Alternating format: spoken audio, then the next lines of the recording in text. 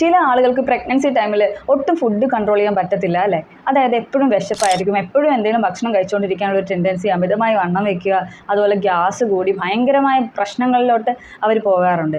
ഇങ്ങനെ വലിച്ചു വാരി കഴിക്കുന്നത് എങ്ങനെയും കൺട്രോൾ ചെയ്യണമെന്ന് വിചാരിച്ചാൽ സാധിക്കുന്നുണ്ടാവില്ല. അപ്പോൾ നിങ്ങൾ ചെയ്യേണ്ടതെന്ന് വെച്ചാൽ പ്രഗ്നൻ്റ് ആയ ലേഡീസ് 3 നേരമല്ല ഭക്ഷണം കഴിക്കേണ്ടത്, 6 നേരമായിട്ട് വേണം അത് കഴിക്കാൻ. അതായത് ബ്രേക്ക്ഫാസ്റ്റ് സ്പ്ലിറ്റ് ചെയ്ത് കഴിക്കുക, ലഞ്ച് സ്പ്ലിറ്റ് ചെയ്ത് കഴിക്കുക, ഡിന്നർ സ്പ്ലിറ്റ് ചെയ്ത് കഴിക്കുക.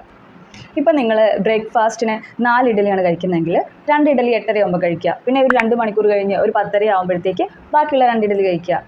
അതേപോലെ ഉച്ചത്തെ ഭക്ഷണം 12:30 കുറച്ച് ചോറ് കഴിച്ചതിന് ശേഷം ഒരു 2:30 ആകുമ്പോൾ ബാക്കിയുള്ള ചോറ് കഴിക്കുക.